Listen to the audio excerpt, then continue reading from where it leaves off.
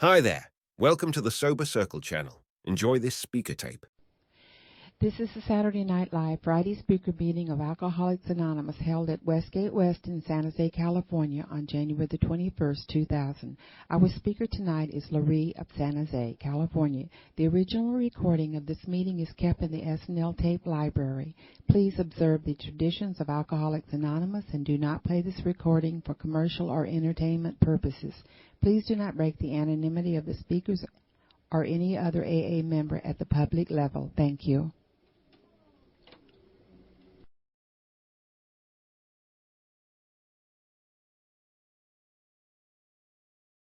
Larie.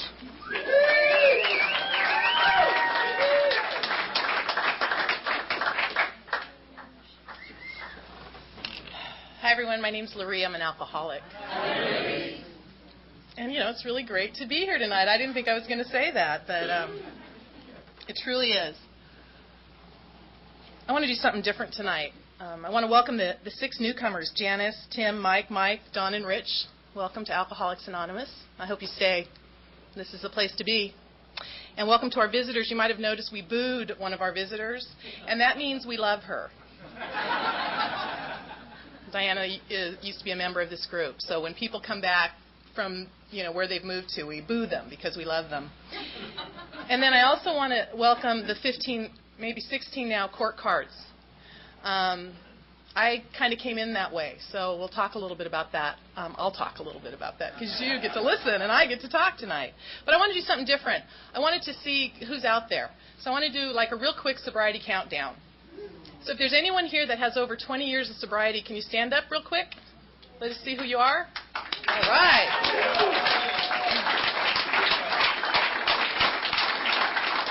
Thank you. How about anyone from 15 to 20? 15 to 20, and that's me. All right. 10 to 15. All right.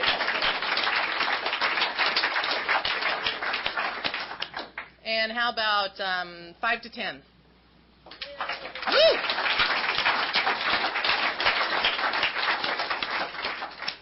4 to 5. All right. 3 to 4.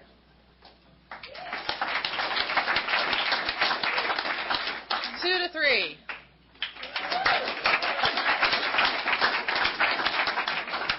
1 to 2.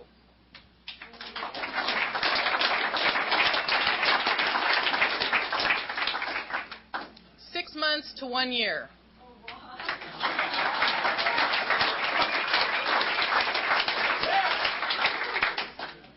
90 days to 6 months.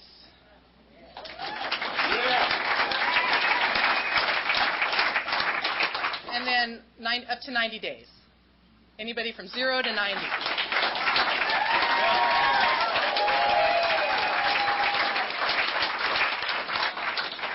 Thanks. A lot of sobriety here tonight. A lot of sobriety. So welcome all of you. They told me when I got here, they told all of us when I got here that if you feel like committing suicide when you're sober, because I never felt like committing suicide when I was drinking, okay? But when I got sober, I started feeling like committing suicide occasionally. But they said if you feel like committing suicide before you're 5 years old, don't do it because you'll be killing a stranger. And that was my experience, Actually, I've changed so much in this program. I've been a stranger the whole time, so I'm still pretty strange. My sobriety birthday's January 18th, 1983. And that means I celebrated 17 years of sobriety on Tuesday. It also happens to be my natal birthday. I'm not going to tell you how old I am, though. And I just got to tell you, I am so grateful for sobriety. I am so grateful to be sober. And this week has been so filled with love for me. Some friends of mine threw a little dinner party for me after the 6 o'clock meeting, which I chaired here. And, my heart's just filled. It's been a great week. And it's really great to see some real good friends out in the audience tonight. And I just appreciate your support. and I brought some Kleenex just in case. This is a good deal. It's the best deal in town. And I didn't really know that when I got here. I grew up virtually an only child. And I say virtually because I had a sister that was 20 years my senior. So, it was just the same as being an only child. I don't remember much about my childhood, to be honest with you. I don't know why that is. I think I didn't want to, is what I think. But when I was 3 years old, my folks picked up from L.A., where they had been living for a really long time. They were really stable there. And we moved to a little town called Indio, California, which is in Southern California, down by Palm Springs. It's out in the middle of nowhere. And way back then, it really was out in the middle of nowhere. We moved there supposedly because of my dad's bad back. And it was supposed to, I don't know how, the desert makes your back feel better. But and my folks were a lot older because I had this sister that was 20 years my senior. So my folks were a lot older.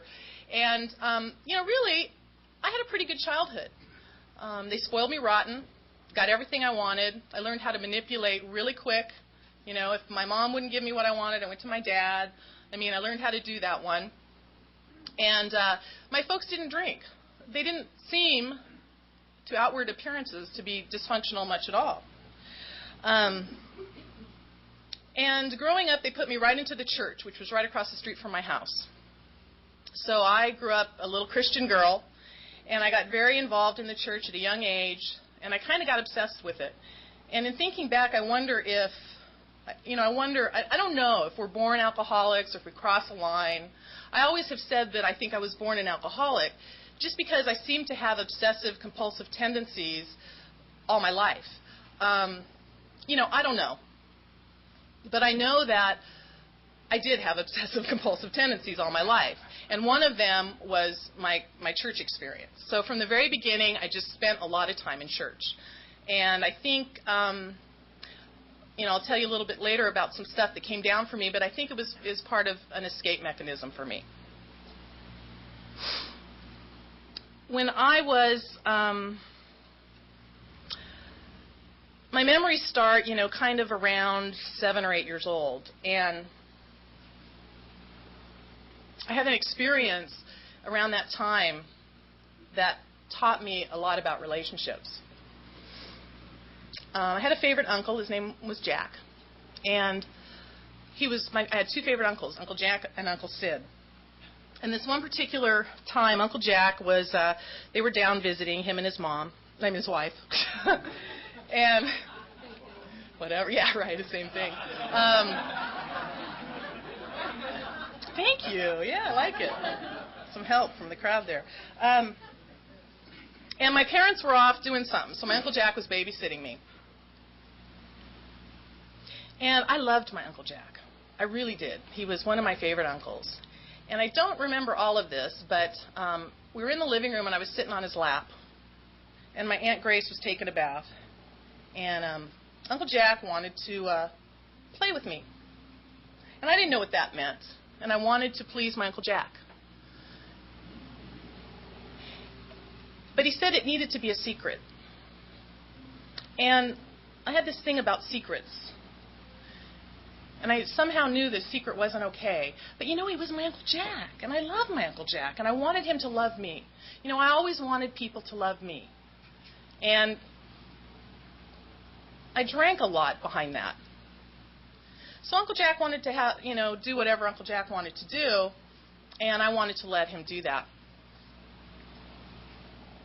And I don't think it went as far as it could have gone. Because what happened is that secret. He kept talking about this needing to be a secret. We weren't going to tell anybody. It was going to be our special little secret. And you know what I did? I freaked out. And I ran away from him. And I ran into the bathroom. And I told his wife, my aunt, what he was doing. And she freaked out, needless to say, bundled my ass up, took me to my grandparents, dropped me off, and left me there. And do you know I never saw my Uncle Jack ever again? We never heard from them ever again. When my parents came to pick me up at my grandparents' house, we talked about it for a second, And then we never talked about it again. And that was something that happened in my family, is we didn't talk about stuff like that, you know. And that didn't happen a lot, but I'm here to tell you that if you're a woman or a guy and anything like that happened to you when you were little, that's abuse. And I don't know about you, but I drink behind that shit. Okay. Maybe that's when I crossed the line. I don't know.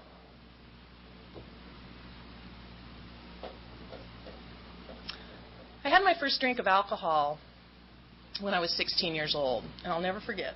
And what happened before that was I had gotten into high school and junior high, and that was really uncomfortable. High school and junior high was uncomfortable. I don't know what it was, but it was like I started not feeling a part of. And maybe it was, I don't know. But I started not feeling a part of, and I started feeling uncomfortable. And actually, I remember in 6th grade, a bunch of girls from another school ended up coming over to our school. And I wanted so badly for them to be my friends. And I tried really hard to be popular and to be part of their group. And they kind of let me in their group, but they didn't really. And I don't know, it was just really tough.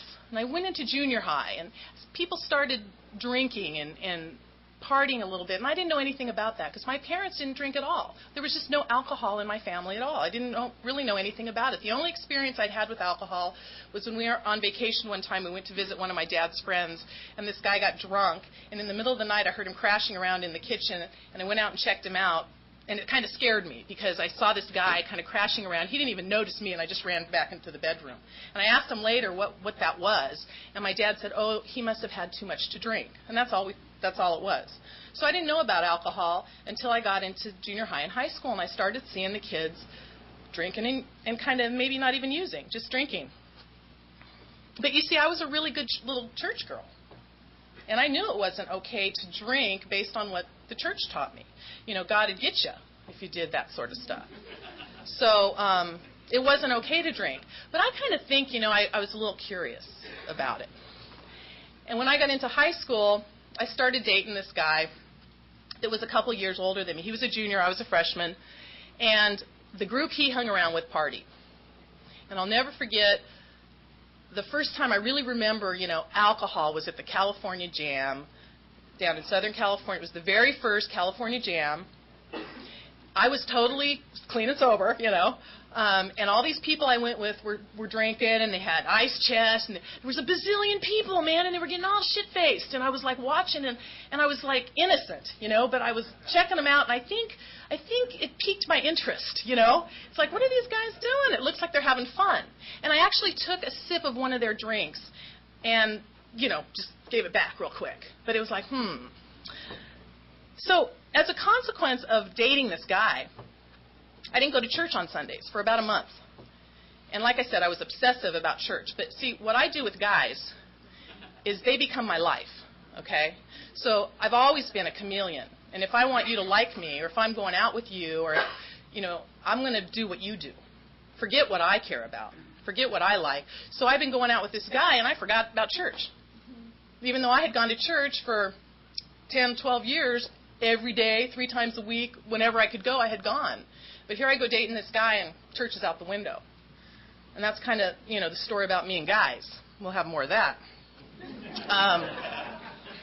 I always liked guys. My first boyfriend I had when I was 3. So, didn't have sex then, but anyway, I went back to church. So this guy broke up with me, actually, because I wouldn't have sex with him. And because, you know, I was going to be a virgin until I got married, right? That's what you're supposed to do. So I wouldn't have sex with this guy, and after about a month, he broke up with me. And then I went back to church. Now, you know, I'm not sure if my memories are real clear on this, but I can swear, and I really have believed this all my sobriety and all my drinking, that when I went back to church that Sunday, after not being there for a month or so, I think I heard someone say, oh, look, there's Larie. She's redeemed herself. Okay? Like I was out there partying and stuff with those guys that I was hanging out with, and I wasn't. I was being a good girl. But I wonder now if maybe that was just an excuse. You know what I mean? All of a sudden, I didn't fit in church anymore. And now I wonder if I had already made a decision that I wanted to go try that shit out. And I knew I wasn't okay being in church. Anyway, I got a resentment. against my church. And I decided that, screw those people. I mean, what the hell? And even though I wasn't going out with this guy anymore, it was time to try out this alcohol stuff. Now, just as a little side note here, that guy broke up with me because I wouldn't have sex with him, and guess who he started going out with? My best girlfriend. And, that happened a lot to me. I mean, even younger than that. My boyfriends always liked my best girlfriends. I hated that. I learned really early not to trust women. And when I came into these rooms and I had to get a woman sponsor and I had to make friends with you women, I did not even like that. I learned very early not to trust men. Who are you going to trust if you don't trust men and women? Kind of have a problem. Anyway, so I was hanging around with this same crowd of people that this guy had been dating hung around with, and they drank and partied, and I had my first drink of alcohol, and it was a Coors beer. Tasted like shit. Ugh. But man, it did something to me. It did something to me. I liked, and the book talks about it, the effect produced by alcohol. Had nothing to do with the taste. It never did for me. And I got drunk that night, and I blacked out that night. They told me I was barking like a dog and doing some other weird things. And I don't remember. So most of the rest of my story, and I've heard people say this, and it's true for me, most of the rest of my story really is hearsay, because I just blacked out all the time. I was a blackout drinker. I also want to say that this is my story, and all of this is my opinion. So just keep coming back for yourself. That's what this is about. Immediately, the next day, I started planning my next drunk. And this is where I think I crossed the line. Either I was born an alcoholic or I crossed the line right away, because my next drunk, I was going to have a six-pack. I mean, I got drunk on one beer. I got shit-faced and blacked out. Why do I need a six-pack? I don't know, but I was going to drink a six-pack. And this is the way I live my life, you guys. It's black or it's white, okay? There's nothing in between. So if I like it, I'm going to go for it all the way, right? And it's like once I made that decision to start drinking, I'm going for it. Forget everything I learned back here in church. As a matter of fact, you, God, oh, yeah, well, you're not going to like the way I drink. So I'm just going to set you right up here on this shelf, because I always knew deep inside that God was the answer. I always knew that. But, I knew I couldn't drink the way I wanted to drink and still have God in my life. So I put him up on a shelf, and I said, I'll get back to you later, but I'm going to go party. And I planned that next drunk, and I went out that Friday, and I bought me a six-pack. Seemed to be able to get beer easier than hard liquor at that time. Got me a six-pack, and that night, I think I drank 7 just to make sure I had 6. And I don't know what's up with that, but, it's like I had to have 6. And every weekend thereafter, that's how I drank. As much as I could, as often I could, and I seemed to have a really high tolerance. I could drink alcohol. I could drink guys under the table, and I loved it. I loved it. It took me out. That's where I went. It was not about social drinking. Hello, how are you? Nah. It's like, let's get fucked up. And that's how I drank. Recently, I've reconnected with some friends of mine from high school, and that's been truly a gift.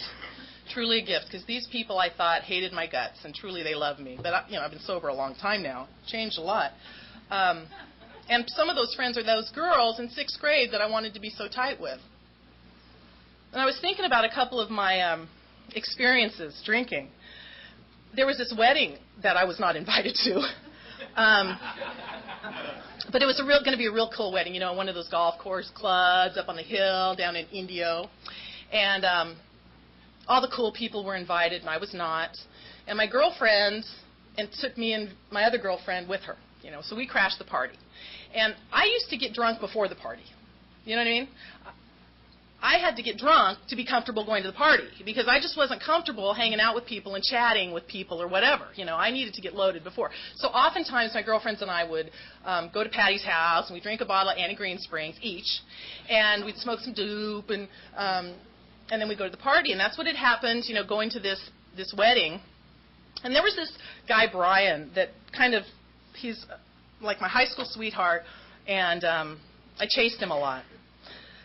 Well, I'm kind of getting ahead of myself, but that's okay. So we go to this wedding, and it's open bar. Didn't you love the open bar weddings? Oh, yeah. And I always took real advantage of that. I kind of hung out at the bar.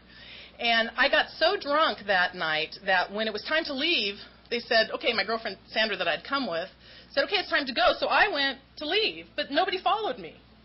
And I guess I ended up picking up on the car parker out there.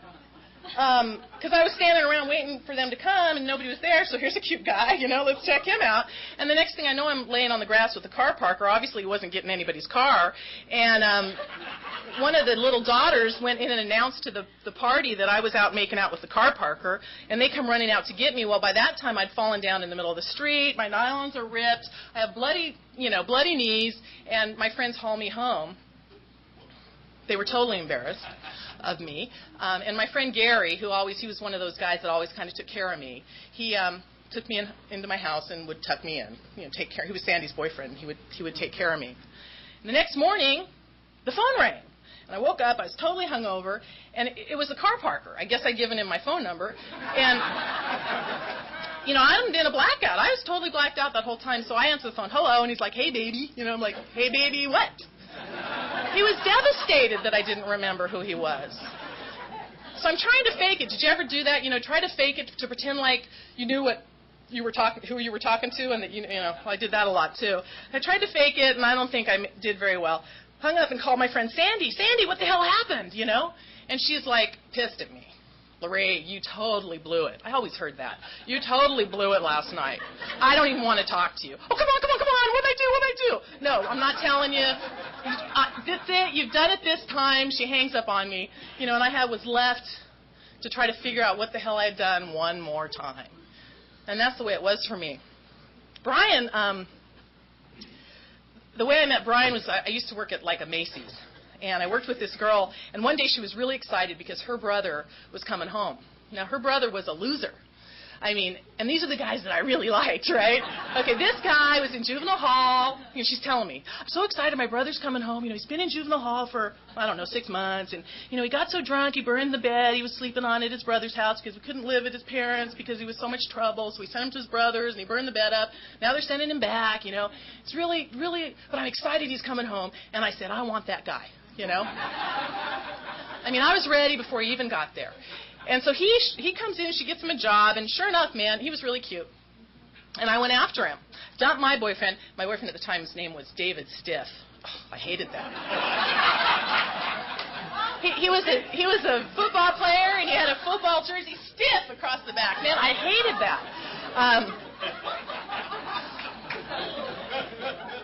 Anyway, I dumped David, and, I went after Brian, and that's like, oh, my God. And Brian is the one that turned me on to drugs.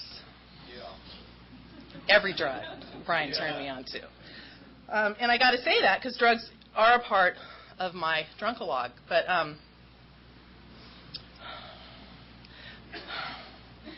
the first time I ever tried barbiturates, we had gotten like 6 Reds, and we were going to do them after Brian got off work.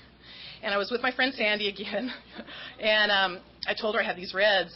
We were drinking. I always drank, always. There was never a time I wasn't drinking. And she said, we should do those Reds. And I go, I can't. I'm saving them until Brian gets off work, and then he and I are going to do them. She goes, yeah, but we'll just go get some more. I go, okay. So we each had one. And we waited, because I didn't know what it's supposed to do, right? Waited 15, 20 minutes, nothing happening. I said, nothing's happening. She goes, yeah, let's do another one. Okay, so we do another one. Waited 20 more minutes, nothing's happening. Well, by now Sandy's kind of getting a little buzzed, but I am not. I hate that. And then I'm thinking I got to go get some more because I got to have 6 by the time I go pick him up, so he doesn't know, like I'm going to be really coherent by that time. So we go and we get some more, and anyway, by the time I picked up Brian, I think we'd taken like 4 each. And I was loaded. And Sandra was loaded, and Brian got mad because, we had 4 each, and he had none, so he took 4, then we had to go get some more. Anyway, the next time, we took like 10 each that night. And we were driving around. And I remember we ran into Indio Park, because there was this road, and it teed at Indio Park, right? We're driving, and Brian's driving. He always drove. He shouldn't have, like I could have. And we went to turn the corner, and we missed the corner, and we ended up, like, banging into the curb at Indio Park. And what happened, I was in a little Volkswagen Bug, and it bent my axles, okay? So we're facing the wrong way on the street, and we got the car off the sidewalk, and the axles are bent, and we are so wasted, and we got quarts of Colt 45 each. And we get out of the car, and we go, wow, man, it's fucked up. It's so... I go look, and we have a problem, you know. So Brian, he's smart. He goes and he gets my flat spare out of the trunk, and he's going to put the flat spare. Well, I know it's not a flat, it's the axle. So I get over, and I'm going to pull the sucker out, right? So I'm down there pulling out, trying to pull the axle straight when the cops drive up. And I go, oh, there's the cops. Bummer. So I go around to the side of the car right in front of the cops, get my quart of Colt 45 right in front of them, walk back around, hide behind the car and pour it out on the street, put the quart behind the wheel and act like nothing's happening. The cops come over and they go, oh, bottle of Colt 45 right there. Can I have that, please? I'm like, oh, yeah, here you go. They said, okay, want to see your license? Yeah, okay. All right, Miss Cobb, let's have you walk a straight line here, you know. No problem. Grab onto the car, walk a straight line. And they go, no, that doesn't work. You've got to let go of the car. Oh, shit. So I go, okay, give me a second. Let go of the car, fall down. They go, you're going in. Brian's over there poking his eyes out. You know.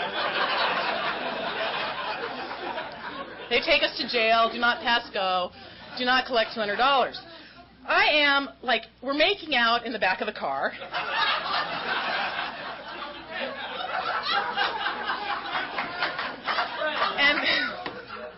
And then I go, excuse me, I got to pee. Can you pull over, please? They're like, no, we're taking you to jail. Fuck you, I got to pee. You know, I mean, I just had no respect for these police officers. Imagine that.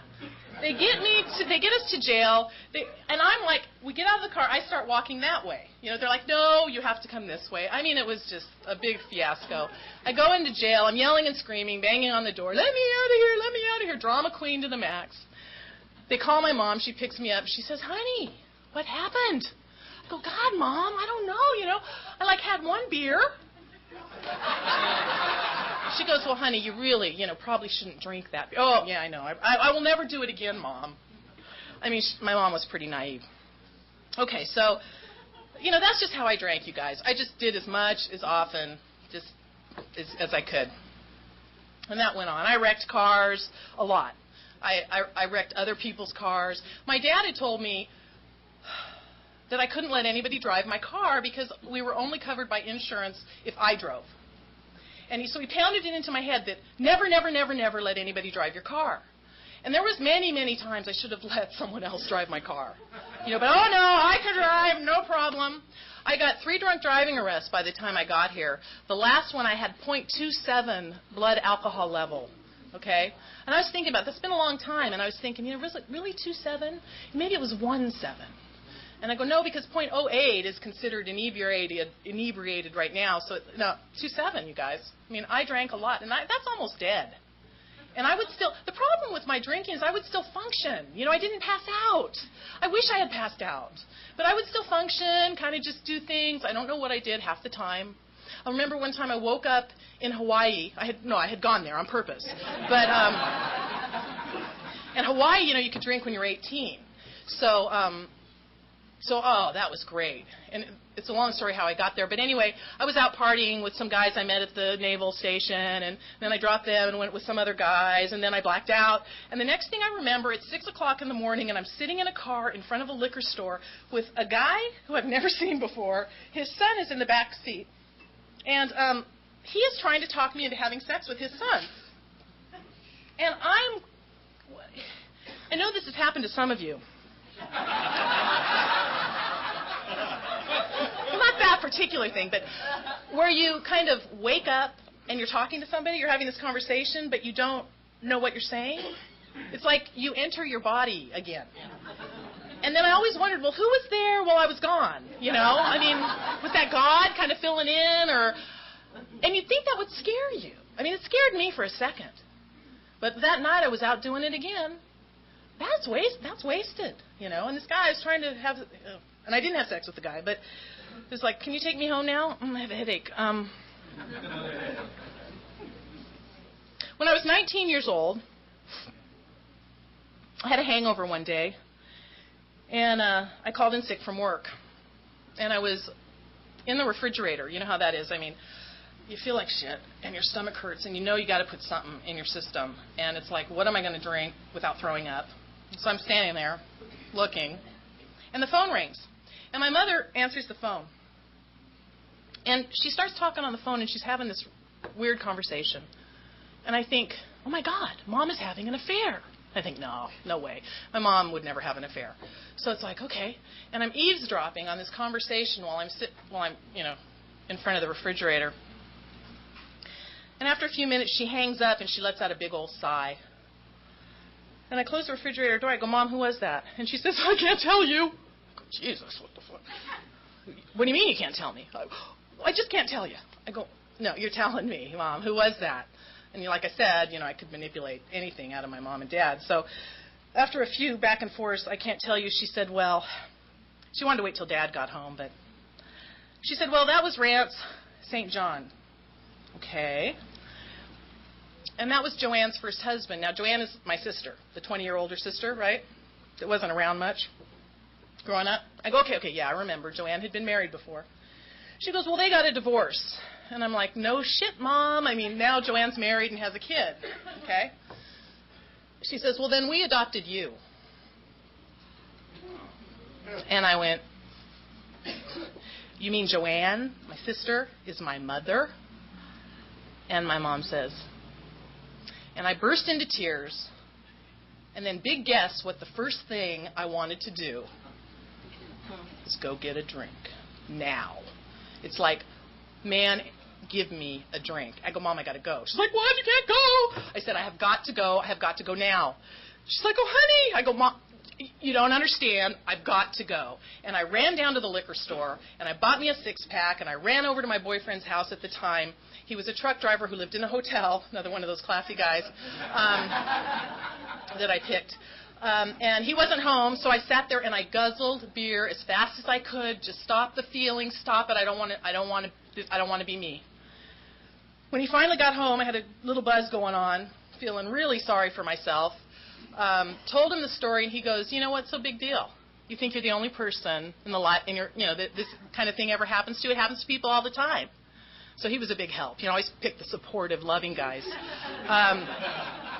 I go, well, up yours, and, went back home. And my mom pulls out from the bottom of the china cabinet the pictures of me and my little family, before my folks got divorced and my grandparents adopted me and took me to Indio, where no one in the world would tell this big secret. And I'm telling you, I was 3 years old when that happened. 3-year-olds remember. I didn't remember, but I knew something was wrong with me. I knew something was wrong with me, or why would that have happened? And I carried that with me, and I drank behind that. And that was a great story at the bar. You know what I mean? You'd drink, too, if you had my life. And the truth is, my grandparents took really great care of me. And so moving forward, if I talk about them, they're my parents, but they're really my grandparents. And my uncle's my aunt, my nephew's my brother, and it's like the whole family knew but me. My whole family knew but me. All my life was a lie. It was a lie. When I got sober, I'd been sober a few months, and a girlfriend of mine in these rooms lied to me. I lost it. I lost it. I called my sponsor. I was like, motherfucker lied to me. I was out there. And she stopped me and she said, do you know why you're reacting this way? I said, no, she lied to me, And she goes, well, Larie, look at your life. And I went, whoa. They always lied. My life was a lie. When I got here, I started learning how to live. I started getting the truth. Anyway, after I found that out, I realized, man, I'm out of here. You guys you were really great. You took care of me. Thank you so much, but I'm on my own. I'm out of here. And I did a geographic, and I moved up here to San Jose.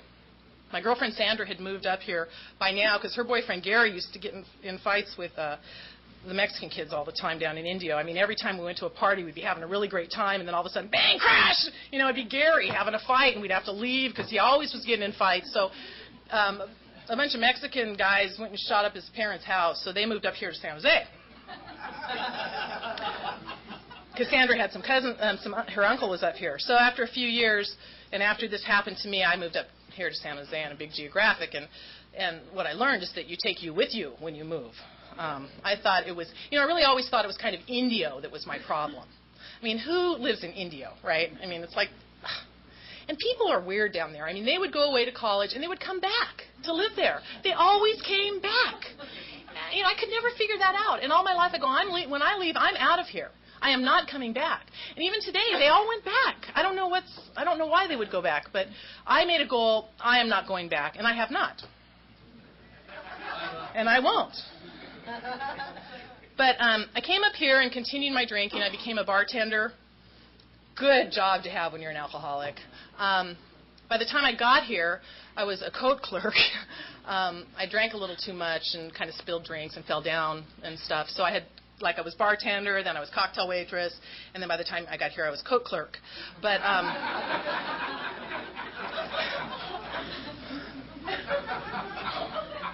I got my 3 DUIs when I got up here. Down in Indio, I could talk myself out of anything. I would cry on cue. They would let me go. I mean, I'd have empty cans in the back of my car. They'd let me go. I got caught for stealing booze from a Lucky's one time, and they were chasing me around the store. I had stolen this bottle, and they saw me, and they're chasing me. I'm trying to stash it, They let me go. So I got away with everything when I was down there, but as soon as I get up here, I start getting busted. And that was like really a drag. I wasn't used to that. And the first DUI, it's kind of a gift. The first DUI they lost. So I got this DUI, went to court, and the judge kind of said, hey, you might want to go to AA. And that was probably 20 years ago, okay? So that's all they did. They go, you might want to go to AA. You might have a problem with drinking, 0.27, small problem. I said, AA, forget it.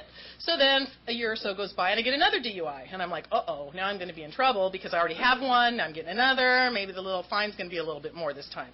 So I go into court, and what do you know? They lost the first one. So they said, you're here for your first DUI. And I'm like, yay. And this is cool.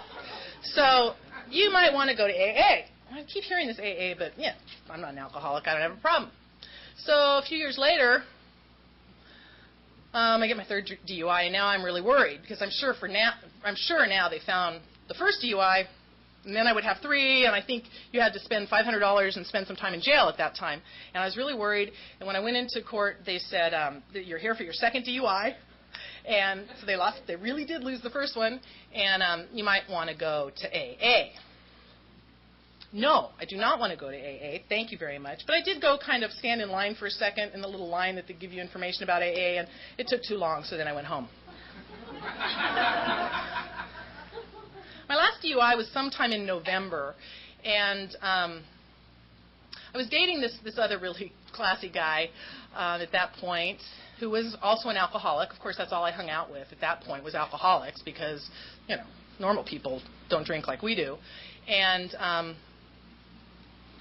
God, time goes fast, doesn't it? His dad was one of us, too.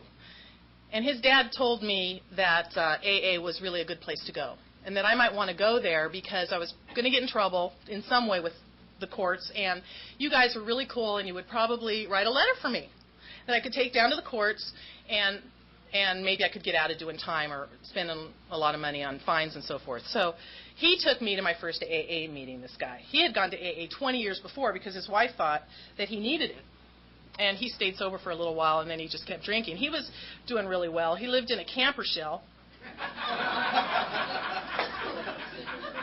behind his boss on some vacant lot, and he just pretty much drank the full... And we used to go over there and visit with him and drink, He took me to my first AA meeting at Alano East. And that was a trip. I remember going in that room, and the first thing I saw were these steps. And the second thing I saw was that word in step 3 that begins with a G. And I thought, oh, shit, I'm busted.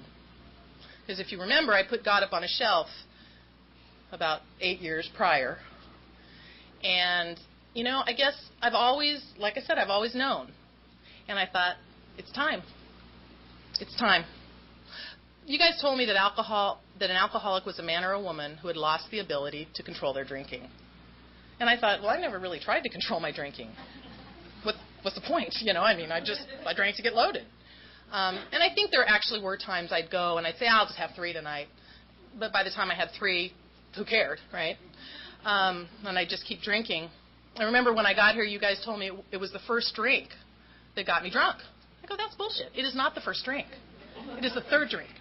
Third drink gets me drunk, not the first drink. I had this argument with this woman in a meeting in my early sobriety. She's like, honey, it's the first drink. If you don't take the first drink, you can't get drunk. No, it's the third drink, really. Because, when you have the third drink, kind of get that little buzz going, but then you're way past it in an hour or so. Honey, the first drink. God, it took me a long time to get that. Things are so simple, here. And I was always so complicated. So I saw that word God, and I thought, oh, shit, I'm busted. And you guys told me a man or woman lost the ability to control their drinking. So I thought, well, I've really never tried to control my drinking, so I think I will. Because my birthday was coming up, you see. It was in January when I went to this meeting. A lot of us come to meetings the first time in January. And my birthday's on the 18th, so I thought, I know I'm going to control my drinking on my birthday. I'm going to go out to control my drinking. I'm only going to have 10. And we'll stop at 10. So by then I'm drinking Yukon Jack, 100 proof shots. Forget the little drinky poos. I really like kamikazes and flaming gorillas and anything you could drink really fast. As a matter of fact, we went out dancing last week, and this guy ordered a kamikaze, right? I'm like, yay, kamikaze. I love kamikazes. I drink them this big, though.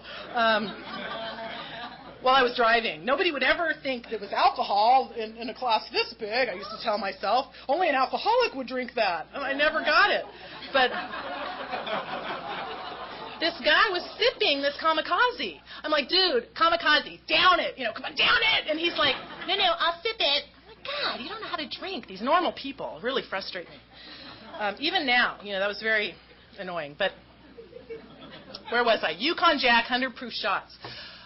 So I had a couple before I went to work. By now, like I said, I'm a code clerk. But I used to have to wear, and there's no one, well, I don't think there's anyone in here, but I used to have to wear these shorts that were about this high. And I'd come into AA meetings because I go to work at 10. So I'd come into meetings, 8:30 or 8 o'clock, end at 9:30, go to work at 10. And in my little hot pants and my little outfit, boy, and some of my buddies in here, Steve might remember, don't ever let me forget that. But I went to the bar and code clerking away, and I have this friend, Tom, who only would have 3 glasses of wine. So I thought Tom would be a good one to help me count my drinks, because I certainly couldn't. I knew I was going to black out. Although I didn't know what a blackout was, I just forgot a lot. It took me coming here for it to be labeled a blackout. But I just didn't remember, and that was totally normal for me. I mean, I didn't know anything different. People told me that other people didn't black out. They remembered everything. Always my friends remembered. They could tell me what I did. But the fact that I didn't remember somehow justified the actions, and I never felt bad for what I did. So I told Tom, please help me. I'm going to control my drinking tonight. I'm only going to have 10. I've already had 3. So, if you would help me count, I'd appreciate it. And he's like, yeah, sure, Larie, whatever. So it's my birthday. They announce it. The band announces it. People start buying me drinks, and and then they want to snort a little outside and do a little this and that. So it's my birthday, and pretty soon Tom goes, Larie, you've had 10. I go, well, it's my birthday, Tom. Well, what's up with the 10? He goes, well, you asked me to tell you, when you had 10. I go, I forget it. It's my birthday. I'm going for it. And I just partied all night and went to bed about 5 in the morning. And I woke up the next morning, literally, and I said, shit. I cannot control my drinking. I guess I better go to AA. And I did. I haven't had a drink since.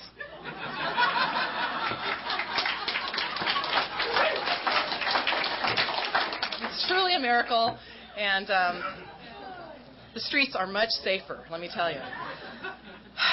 So began my journey in Alcoholics Anonymous. And I found Saturday Night Live pretty quickly. Room 47 over in Campbell. And this place was hopping. This was the place to be if you were young people. And, man, I'll never forget walking into that first meeting. It was packed. It was probably a Saturday night. And the energy was just so strong. And I thought, yeah. And there were a ton of guys. I liked that. And I had my little shorts, so I got a bit of attention. I would sit in the front, and they would ask for newcomers, and I would jump up and go, my name's Larie. Really whacked. So glad to be here. And I truly was. Here I found a place that I fit. And you guys were young, and you were happy, and you were sober. And there was a light in your eyes, and that noise was coming out of your mouth, that laughing thing. I hadn't laughed for a long time when I got here. And, man, I heard you laugh, and something inside of me came alive. A little light turned on. And I listened, because I do everything. Like I said, I'm black or white. So once I make a decision to do something, I'm in it. Sometimes that's not a good thing. Sometimes it is. And when I got here, it was. And I thought, you guys told me, 90 meetings in 90 days. Give yourself a break. 90 meetings. Do it. Stay sober for 90 days. If you don't want to stay sober after 90 days, go back out there and get loaded. We don't care. We'd like for you to stay.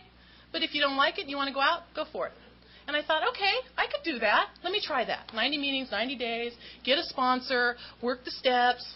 I'll give it a try. What have I got to lose? That's what you told me. What have you got to lose? And if you're new here, what have you got to lose? Nothing, I don't think. I mean, if you're here, this isn't like, this is kind of the bottom of the barrel. You know what I mean? I didn't grow up thinking I want to go to AA when I get big. But remember, I had gotten that third drunk driving arrest, and I was very worried about that because I was going to have to go to jail, and that kind of scared me. And worse than that, I was going to have to spend money, which I didn't like spending money at all, especially giving it to the courts. So I talked to my sponsor about that, and she said that maybe I could get in recovery home. And one day a miracle occurred. I went to court. They sentenced me to 10 days in jail, and I think it was $700 fine or something. I didn't want to go to jail. And I called my sponsor from court. I'm going to spend 10 days in jail. Oh, my God, what am I going to do? She goes, what's the name of your judge? And I told her. She goes, what's the phone number where you're at? And I told her. I go, what are you going to do? She goes, just sit down and I'll call you back. I'm like, do you know the judge? She's like, no, just sit down. I'll call you back. Okay. And I sat down. I waited. About a half hour later, the phone rings. And she goes, go back up to the courthouse and talk to, such and such administrator person or whatever, and he's going to sentence you to recovery home.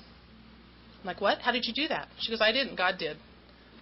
And I don't know you guys, but she called that judge who had never talked to her, didn't know her from Adam, left her phone number. He called her back, okay, and she explained my situation. She had been sober, maybe 5 or 6 years at that time, and he heard her, and he gave me a break.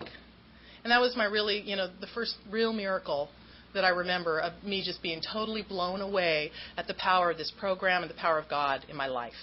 And that hooked me. That hooked me into Alcoholics Anonymous. Because if God can do that, right, what else could he do?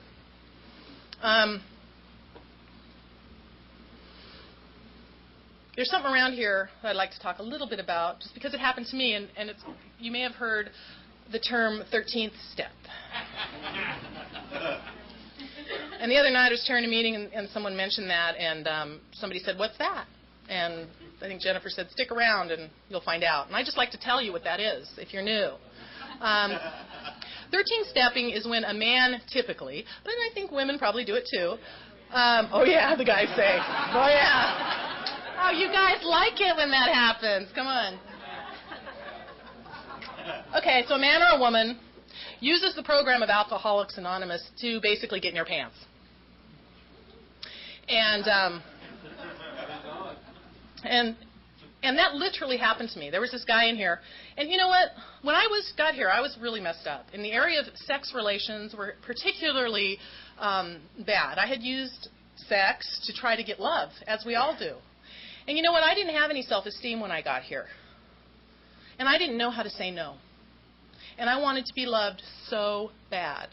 And there was this guy around here that was very charismatic, and all the women loved him, and he started paying attention to me. And I liked that. And I needed some love, I mean, I was going to go to jail maybe, and I was in a recovery home, and my life was a shambles, and I started getting attention from this guy. But I didn't want to have sex with him. I really didn't. I wasn't ready for that. And he took me and I went to his house. That was smart. I went to his house one day, and he said, come over. That's what he said. He invited me to come over and he was going to read the big book to me. He was going to help me understand.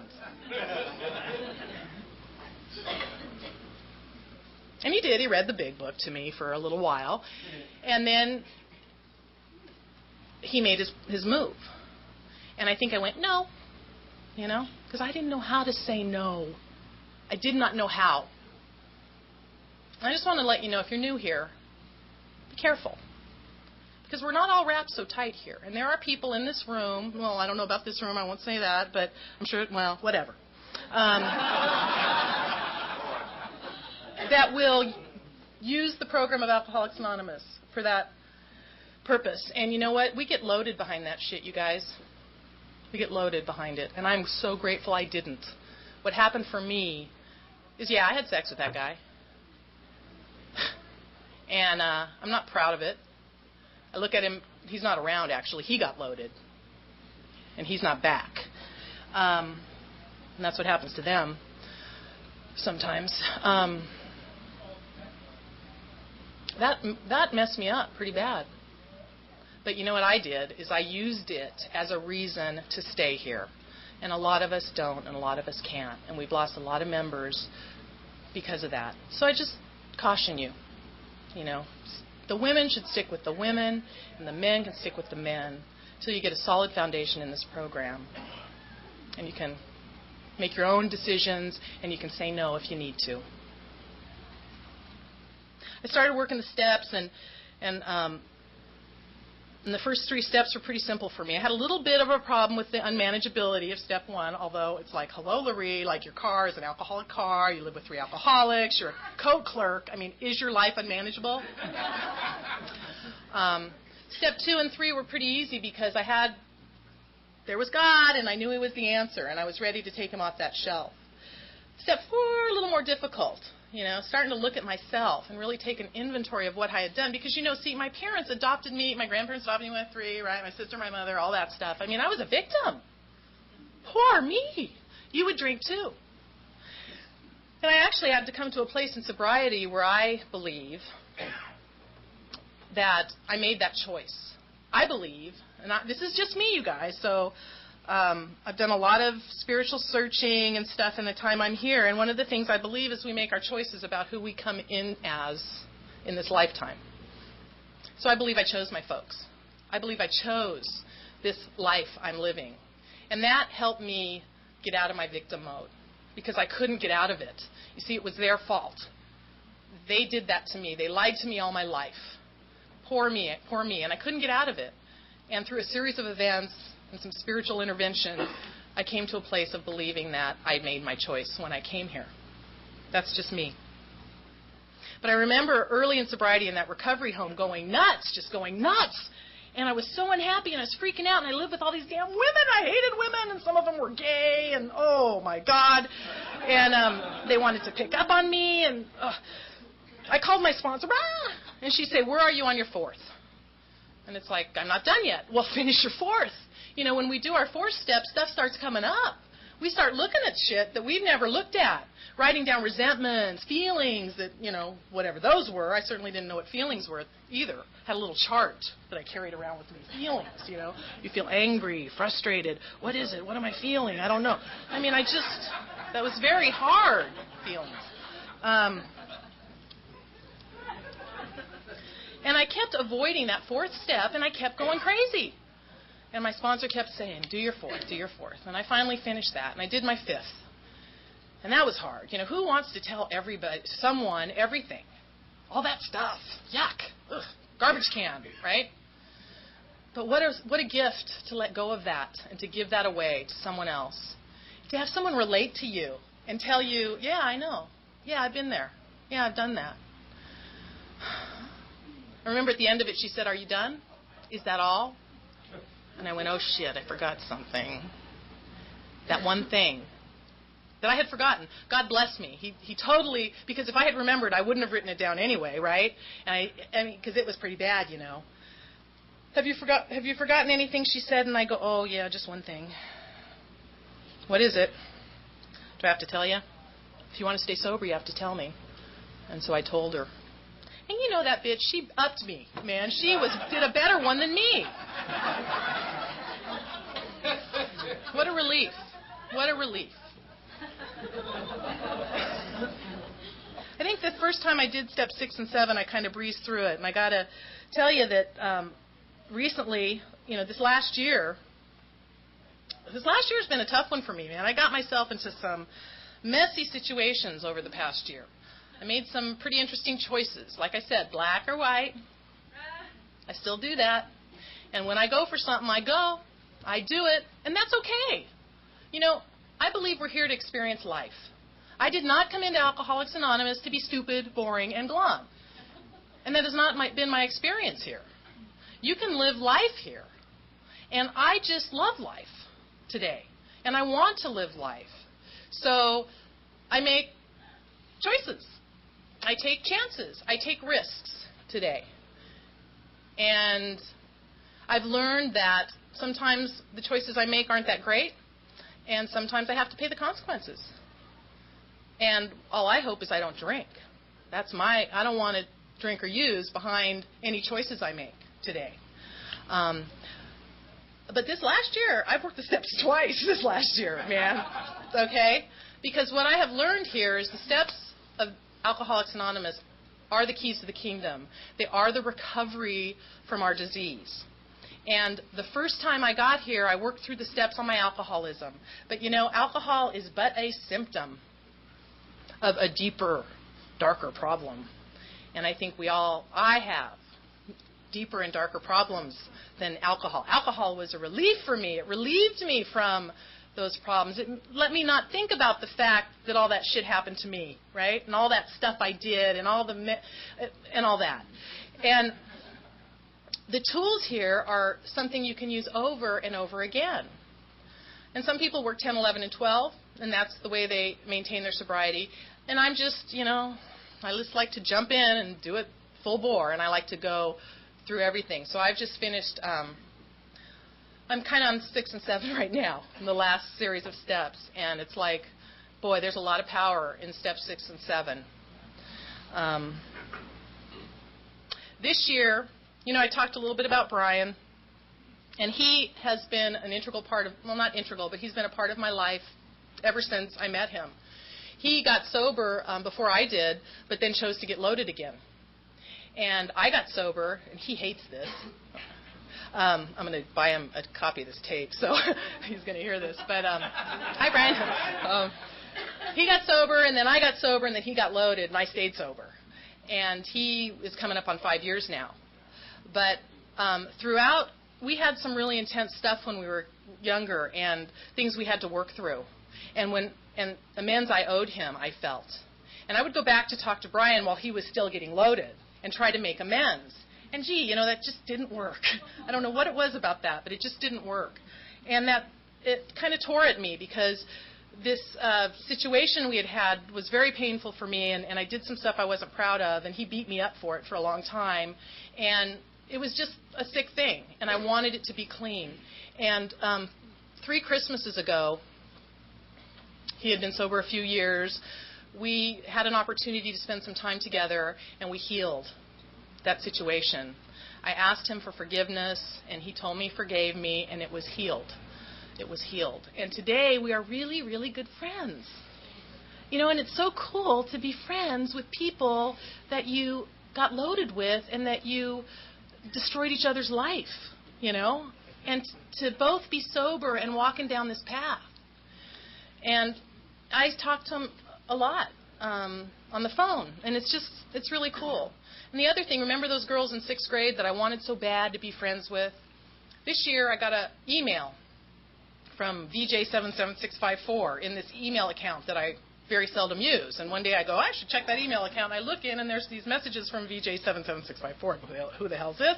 Open it up, and it's my friend Vicki, and she's like, Larie, is that you? Where have you been? And we've been looking for you. We're all going to get together and have a party this year for a certain year that we've all reached. And we want you to come. And I sent her an email back, and I said, yes, it's me. And in November, like 10 girls all got together down in Palm Desert, which is by Indio. So I did go back for a visit. And we had a weekend together where we did a spa, and and I got to be designated driver, and you know what? They're all fat, and I'm not.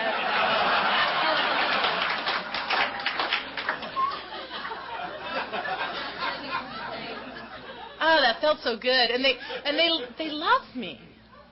You know, what a gift. I don't know many people that are in touch with their high school friends. And today I came home from my walk, and there was a big box on my front porch, and I thought, what the hell's that doing there? I didn't order anything, did I? And it's from Vicki. She was sending me a birthday present. They're proud of me. They know I need to be sober, you know. When I talked to Vicki about some of my experiences this last year and how I kind of just go, she goes, well, Larie, oh, God, this helped me so much. She goes, Larie, that makes perfect sense. I go, what do you mean? She goes, you've always been that way. I go, really?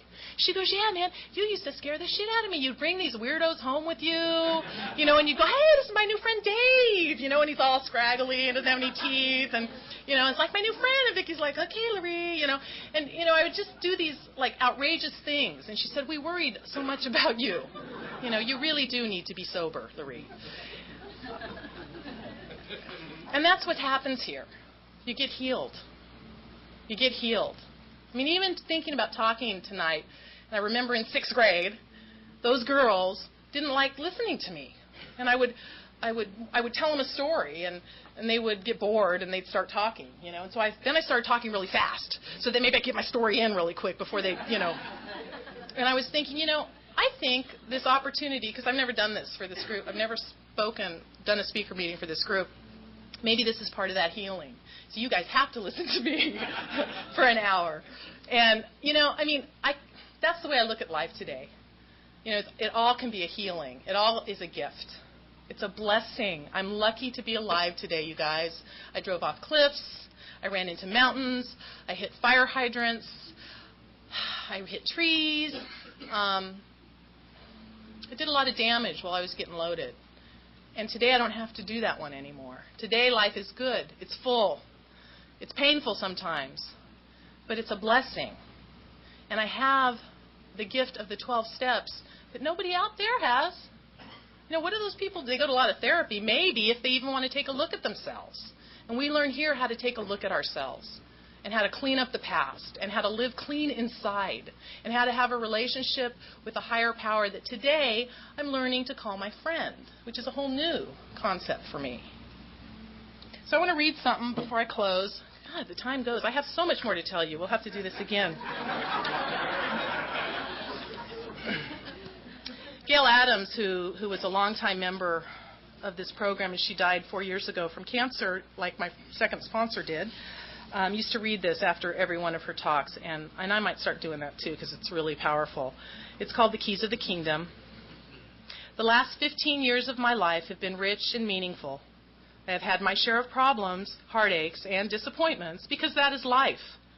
But also I have known a great deal of joy and a peace that is the handmaiden of an inner freedom.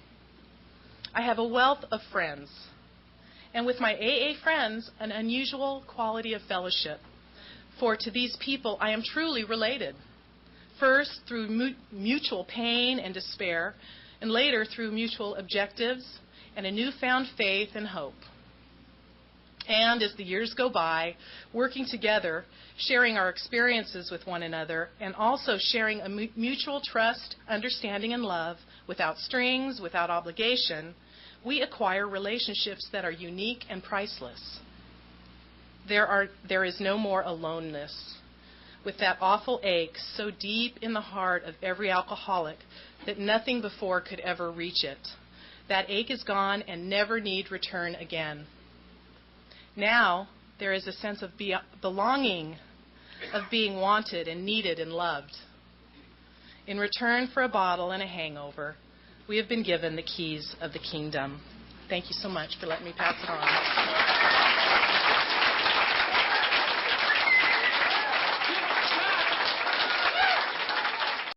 Thanks for listening. Please support the channel by liking and subscribing.